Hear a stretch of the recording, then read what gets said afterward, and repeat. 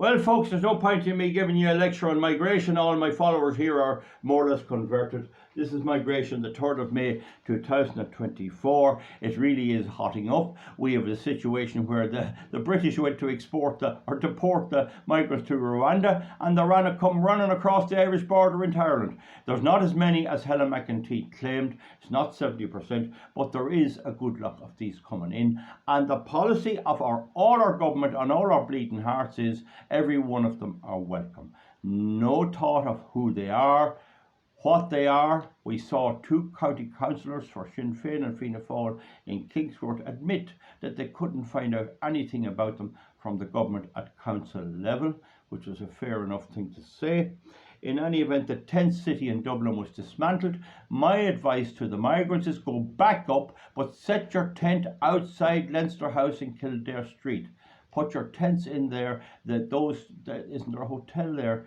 Is it Buswells or whatever you call it? And those little streets there round Stephen's Green, that's the place to go. And go into the Trinity College area and camp on the ground there and use their toilets. That's where all the woke professors and students are. Trinity College in the centre of Dublin. You couldn't have a better place. And come out then and sit down and buy a deck chair and sit outside the Dáil and let them watch you coming in and out. They're the ones love you. They're the ones should have you. Now the thing about it is the government is now in a panic. They're realising that the people are up in arms, and then nobody asked a simple question: how many do you want in? Yesterday on the radio, who was interviewed? Some of these green men. Oh yeah, the Council for Migrants and the humanitarian councils, and there was a green one. So when they were moving them to Tent City, the council must have told them and told RTE to come down to watch it, because the councils and the corporation in Dublin, they must be all woke as well. Don't forget, it's the government has a say in the appointment of the top officials there. So this one from the Greens, is she a candidate or something? Somebody might know in some election, but she was there anyway, and she was bleeding heart. And it's the government's fault. And there's plenty of spare capacity. There are plenty of buildings. There are plenty of schools that could be used. There's plenty of halls, plenty of parish halls. And this one never had a word to say about our own Irish people stuck and with nowhere to go. They hate us. The Green Party hates you and I with a vengeance, as does the Labour Party. And then there's this old council for this and council for that. And then the government came out recently and explained why it was paying NGOs, non-governmental organisations. Anyone who's left, green, cultural Marxists can apply and get huge money. Friends of the Irish Environment were getting $500,000 in payments from the government at least 10 years ago. And our present government, with Fianna Fáil, Fine Gael and the Greens, can't wait to get enough of them. Yet if somebody sets up an environmental group to comply with EU law on the environment, they get nothing. But we're beating them anyway in the war we are in. Now my point is that all us be bleeding hearts. Oh, we need to bring them all in. How many billion do you want in? Would 50 billion, how many people in the world? 8 billion. Would 50 million be enough to bring into Ireland? Not near enough, according to Eamon Cabbagehead Ryan. Well, that's the first question RT should have asked: how many will you bring in? How many would you allow in? Nobody asked that question, because they are all woke as well. Now, what I'm saying is, mentally, we have to look at this. The group of voters who will vote for this, to acquiesce in this destruction of our country, we got to separate them. Even within families, Myra believes we should have more migrants. Tommy says we shouldn't. You've got to create this rift. This was the rift that occurred in the time of independence in Ireland, where many people felt it'd be better to stay with Britain altogether.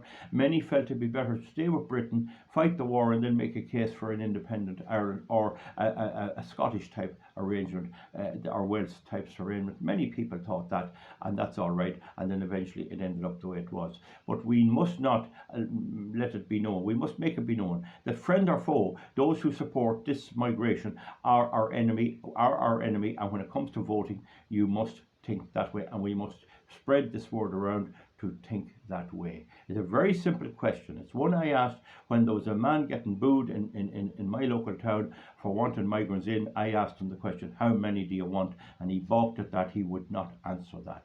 And that's the very simple question that the media could ask, and they won't. We're winning. We're winning. I think that the conventional parties know they're in trouble. I was talking to a man well connected in Fianna Fáil, and confidentially, I never reveal names, and he said there is severe alert that they're in an awful way with it. But they're not in an awful way because what they're doing, they think these people will vote for them. They're in an awful way because they think they won't get re-elected, and that's the big point. So this is what you have when they go to move them and all that. I'd like to know and name these people, which I will do. How many of them have they brought into their own homes? You'll find it's none. It's lovely to be generous when your hand is stuck in somebody else's pocket. As Margaret Thatcher said, the trouble with socialism is you soon run out of other people's money.